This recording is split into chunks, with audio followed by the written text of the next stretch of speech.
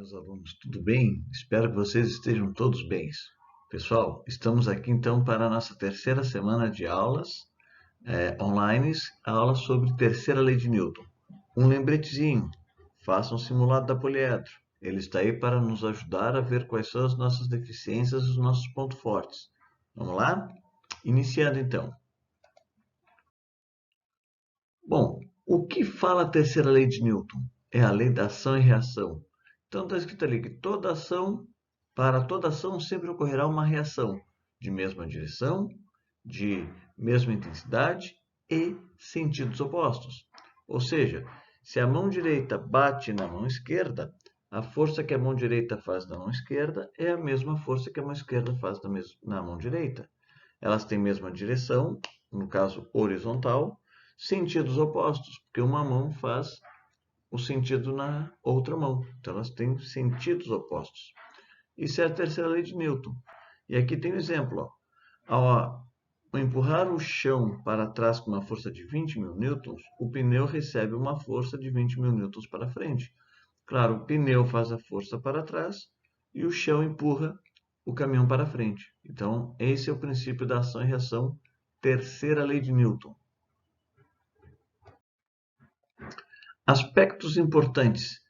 A ação e reação, então, como eu falei no primeiro slide, elas têm a mesma direção, sentidos opostos e a mesma intensidade. Então, aqui nós temos mais um exemplozinho.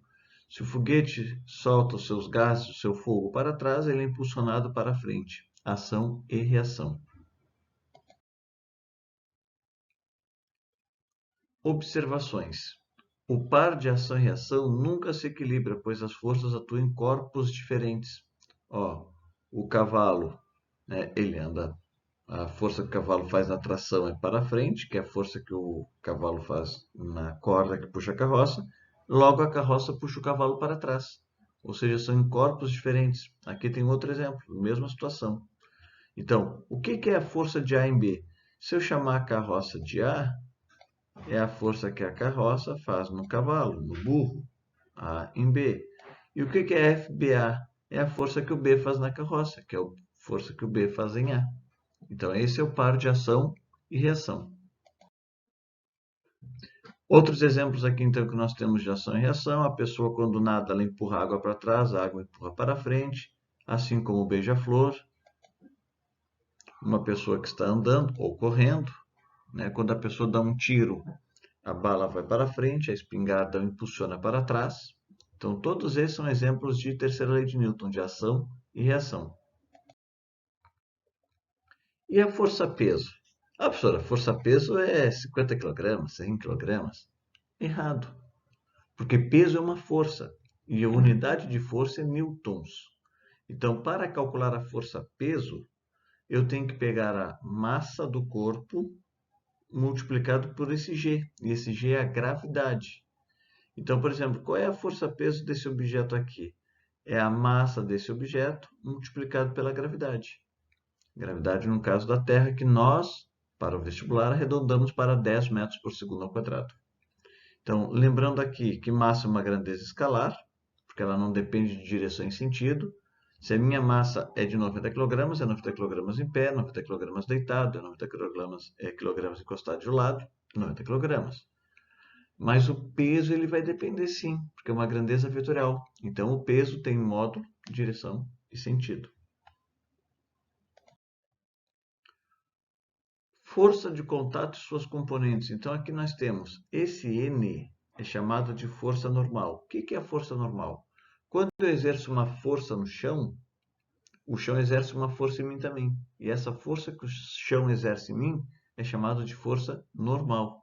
Então, está aqui, N, que é a força normal. Ela tem a direção normal à superfície de contato, por isso que é o nome dela, de força normal. O que é essa direção normal? Ela forma esse ângulo aqui de 90 graus, de um lado, 90 graus do outro, com a superfície. Tá? Ela tem o sentido de empurrar, ou seja, o chão vai empurrar o objeto para cima, e ela tem intensidade dependendo da força-peso que eu vou ter. Tá? Tanto faz aqui nesse plano inclinado, como ele na tendência de deslizar ou não. Isso não faz diferença. Sempre a normal, ela é contrária à força-peso. Ação, peso. Reação, força normal. Força de tração. Sempre que nós estivermos falando em corda, em fio que está puxando algum objeto, o nome disso chama-se tração. Então, a força de tração é quando eu puxo algum objeto usando uma corda ou um fio. Então, T é a força de tração, ela tem a direção do fio, o sentido dela sempre vai ser o de puxar, está puxando para algum lado, né? E a intensidade vai depender, claro, da força que eu vou exercer. Força elástica. Aqui nós trabalhamos com a lei de Hooke. Para calcular a força elástica, eu vou depender do material que a mola é feito, da espessura da mola, do diâmetro e tudo mais. Ou seja, tem N variáveis para calcular a força elástica da mola.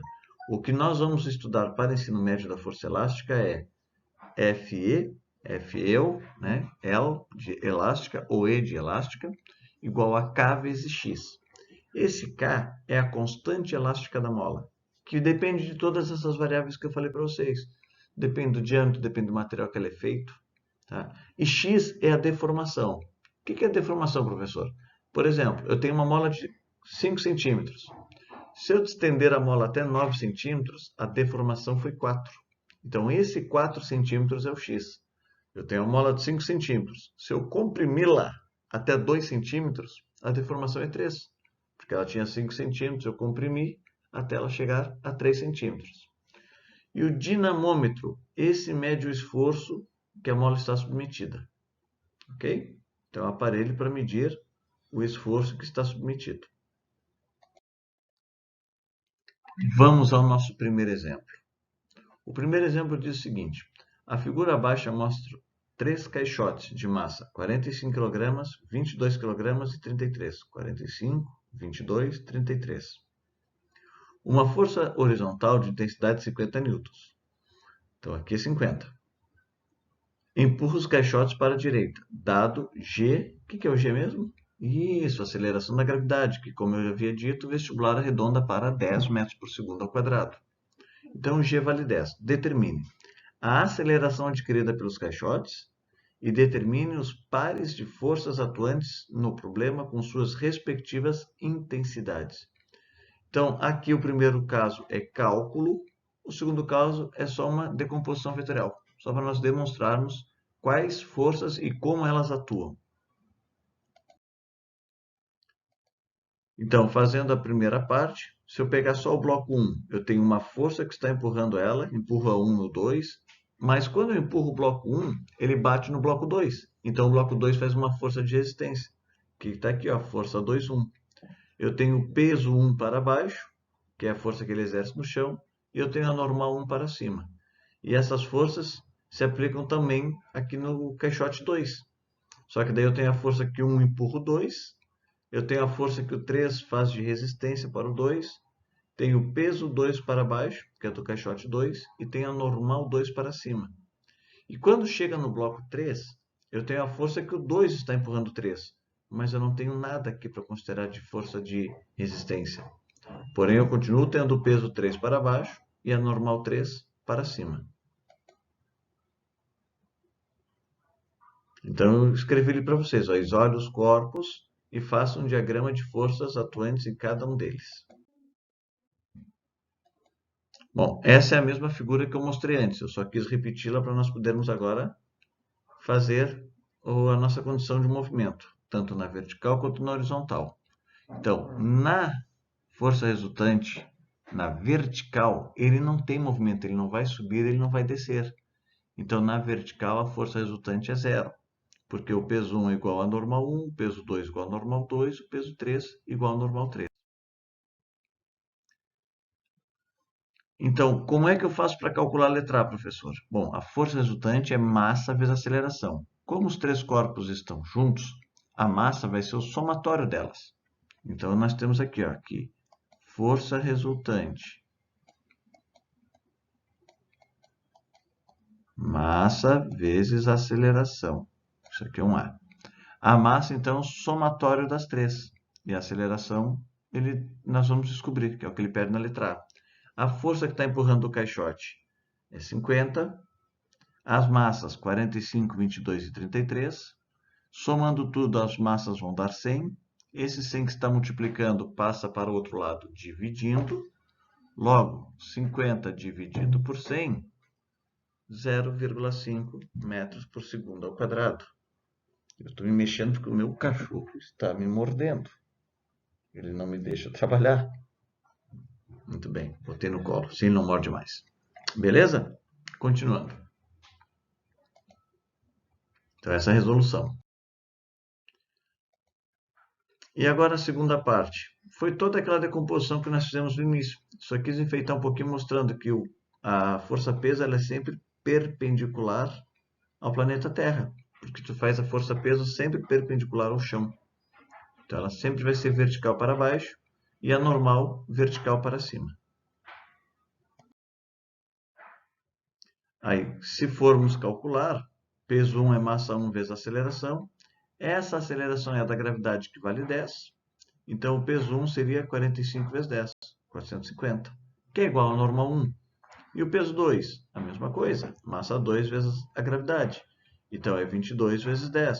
E o peso 3, 33 vezes 10. Lembrando que cada peso ele é respectivamente igual à sua normal. E a força que o 2 faz no 3, professor? Bom, aí eu pego a massa do 3 vezes a aceleração, que é força resultante, massa vezes aceleração, a mesma fórmula. Bom, a força resultante eu vou querer descobrir, que é a força que o bloco 2 faz no 3. A massa do bloco 3 é 33 e a aceleração é 0,5. Multiplicando vai dar 16,5. Professor, e a força que o 2 faz no 1? Bom, aí nós temos a força, vamos calcular do 1 para o 2, ou 2 para o 1, a mesma coisa, lembra? Ação e reação. A força que o bloco 1 sofre. Bom, o bloco 1 ele é empurrado por 50 newtons, só que contra ele tem a força do bloco 2, que é de resistência. Então, nós temos aqui ó, que força menos o F21 igual a massa vezes aceleração. Força resultante, massa vezes aceleração. A força que empurra é 50, a força que o 2 faz no 1 eu não sei. A massa do 1, 45, a aceleração 0,5. Bom, metade de 45, 22,5. Este 50 aqui, que é positivo, passou para o outro lado, negativo. 22,5 menos 50 dá menos 27,5. Só que aqui é menos, aqui também é menos. Multiplica por menos 1, força 2,1, 27,5 newtons. Beleza? Então, essa é a nossa resolução. Meu cachorro ficou quieto, ele queria cola. Aí eu botei aqui na transparência, no slide para vocês, né, os passos que foram feitos. Agora vamos ao exemplo 2. Uma mola tem constante elástica K, 2,5 kNm. Esse K aqui, ele é de quilo. Então, o que é quilo?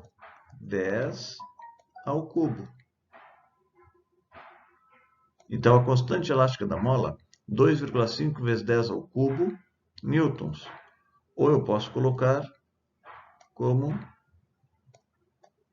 2,5 vezes 1.000, 2.500. Essa é a minha constante elástica. Quando ela for comprimida 12 centímetros, que é o x. Só que o x não pode ser centímetros. Como é que eu passo para metros? Isso, divide por 100. Então, é 12 dividido por 100. Então, o meu x vai ser igual a 0,12. 0,12 o que, professor? Metros. Beleza? Qual será a força elástica? Bom, aí nós temos pela lei de Hooke que força elástica é kx. O K nós já transformamos para 25.000 e o x para 0,12. Só efetuar a multiplicação. Ok? Essa é a resolução. Pessoal, esse é o tamanho da saudade que eu também estou de vocês. Logo, logo estaremos juntos. Essa crise passa. O nosso carinho não passa. Beijo no coração de todos e até a próxima.